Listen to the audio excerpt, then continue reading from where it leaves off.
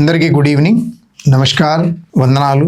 ఒక 2-3 రోజుల నుంచి కూడా మనము అన్ని ఇండియన్ ఎక్స్ప్రెస్ కావచ్చు, లేకపోతే పత్రికలలో ప్రముఖంగా వస్తున్నటువంటి వార్త ఏంటంటే రేషన్ కార్డు. ఇది ఒక పెద్ద జోక్ కదా.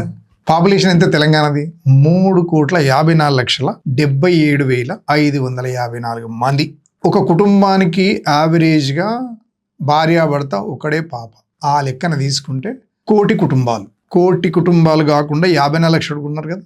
అంటే 3.25 ఒక్కొక్క కుటుంబానికి ఉంటే 1,03,00,000 లేకపోతే 1,15,00,000 అవుతారు. రేషన్ కార్డులు ఎన్ని ఉన్నాయి మన దగ్గర? 1,03,00,000 నుండి 1,15,00,000 అంటున్నారు.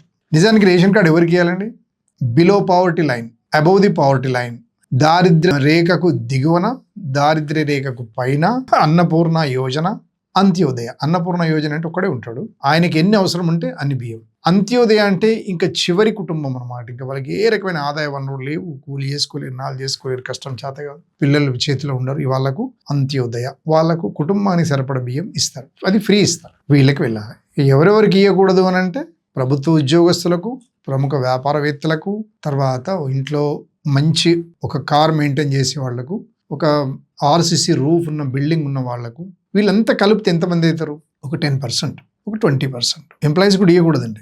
అయినప్పటికీ 1,03,00,000 రేషన్ కార్డులు ఇవాళ ఉన్నాయి. అంటే తెలంగాణ రాష్ట్రంలో కానీ ఆంధ్రప్రదేశ్లో కానీ ఉన్న వాళ్ళందరికీ రేషన్ కార్డులు ఉన్నాయి, ఎక్సెప్ట్ గవర్నమెంట్. ఇప్పుడు నేను పెన్షనర్ను, నాకు లేదు, నాకు ఏ రకమైన బెనిఫిట్ లేదు, దవాఖానలో లేదు, ఏది నియర్ నువ్వు రిచ్ మ్యాన్, నీకు తెల్ల కార్డు లేదు, పింక్ కార్డు హోల్డర్ కాబట్టి నువ్వు ఏది పనికిరావు. ఇలాంటి వాళ్ళు కొద్దిమంది ఉంటారు. తెలంగాణ రాష్ట్రంలో 2,88,000 కుటుంబాలు ఉంటాయి. వీళ్ళు పెన్షన్ తీసుకుంటున్నారు, మిగతాలందరికీ ఇవ్వాలి. అంటే మరి ఎంత దరిద్రంగా ఉన్నామా తెలంగాణ? మనం ఆలోచించుకోవాలి కదా. ఎన్ని కుటుంబాలు ఉంటే అందరికీ రేషన్ కార్డులు ఉన్నాయి, అందులో మేము కూడా ఉన్నాం. అంటే ఒక లెక్క 1,15 అంటున్నారు, తర్వాత 3 పోతే 12 లక్షల కుటుంబాలు, అందులో మేము ఉన్నామేమో నేను అనుకుంటున్నాను. పెన్షనర్స్, నేను గవర్నమెంట్ పెన్షనర్ కదా, మాలాంటి వాళ్ళు ఉన్నారేమో అని అనుకుంటున్నాను. ఇక మిగతా వాళ్ళంతా గరీబోలేనా?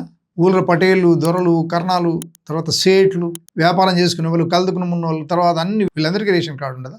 వీళ్ళందరికీ రేషన్ కార్డు ఇవ్వాల్సిందేనా? మరి ఎట్లా? భారతదేశం మొత్తం అన్ని రాష్ట్రాలకు బడ్జెటరీ ప్రొవిజన్ ఎట్లా ఉంటుందంటే ప్రతి రాష్ట్రాన్ని అన్ని 2,000 నుంచి 3,500 కోట్ల వరకు అది పెట్టేస్తారు ప్రతి సంవత్సరం. అదో బడ్జెట్ ప్రొవిజన్ పౌర సరఫరాల శాఖకు.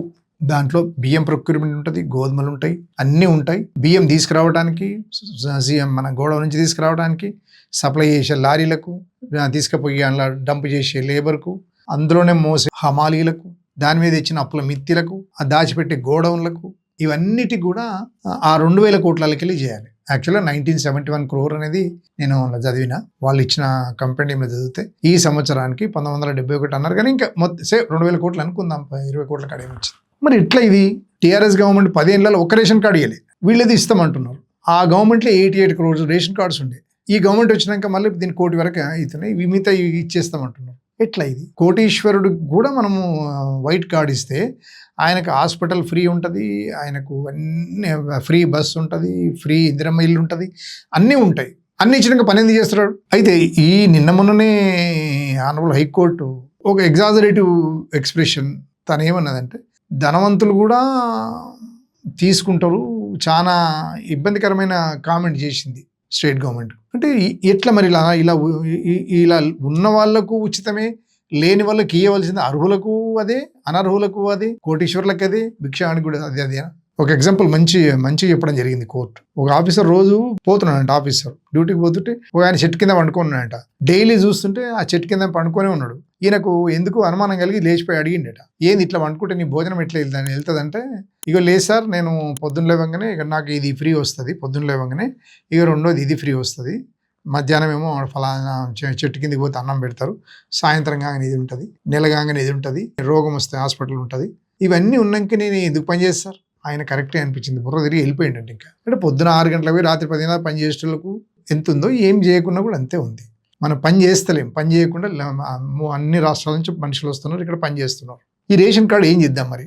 అప్పుడు టీఆర్ఎస్ కంటే ముందు ఆంధ్రప్రదేశ్ గవర్నమెంట్ చాలా వీడౌట్ ప్రోగ్రామ్ పెడుతుండే. ఇంటికి వెళ్ళి ఒక కారు ఉంటే తీసేయటం, ఇంట్లో ఎవరైనా ఉద్యోగస్తులు ఉంటే తీసేయటం, కొడుకు అని గవర్నమెంట్ ఉద్యోగం ఉంటే తీసేయటం, ఇటువంటి అన్ని తీసేసి ఈ తీయగా మళ్ళీ అర్హులు ఎవరైనా వస్తే వాళ్ళకి రేషన్ కార్డు ఇవ్వటం. కొంత కంట్రోల్ అయిందని అనిపించింది. కానీ ఇప్పుడు ఇదేంది, ఇది మనుషులు ఎంత అందరికి రేషన్ కార్డు ఇస్తే ఇంక మిగిలింది ఏముంది ఆడ? అందుకని సీరియస్గా మనలాంటి వాళ్ళు ఏం చెప్పాలంటే ఖచ్చితంగా ఇప్పుడు ఏవైతే అనర్హులు ఉంటారో, ఇప్పుడు ఆయన ఏం చేస్తున్నాడు, ఒక పెద్ద మనిషి, మొన్న ఒక ఊర్లో ఆయనకో పెద్ద బంగ్లా ఉంది, ఆయనకో పెద్ద కారు ఉన్నది, ఆయన కొడుకో కారు, కోడలు అందరికీ కారు ఉన్నది, వైట్ కార్డు. ఇప్పుడు సిస్టమ్ ఏమైంది, ఆధార్ కార్డు చూపిస్తే ఏ షాపులోనైనా తీసుకోవచ్చు తెలంగాణ రాష్ట్రం మొత్తం. ఈడ తీసుకుంటే అని షాన్లో ఫరక పడుతుంది, నోట్లు ముస్తారు ఊరోళ్ళు అని పక్క ఊరు పోయి తీసుకుంటుండే, మావాడు రాలేదు ఇంకా అని చెప్పి ఇన్ఫ్లుయెన్స్ ఉపయోగించి తీసుకొని పోయి ఏం చేస్తున్నాడు, బల్ల కన పెడుతున్నాడు, లేకపోతే ఆడ వాచ్మెన్ కన పెడుతున్నాడు. వాళ్ళకంటే బుద్ధి లేదు, మనం చేయొచ్చు కదా, ప్రభుత్వం చేయొచ్చు కదా. మోసగాలం కట్టడి చేస్తే సగంలో కనీసం 45% అని పోతాయి, ఒక 1000 కోట్లు మిగులుతాయి, ఏదన్నా మంచి పని చేయొచ్చు.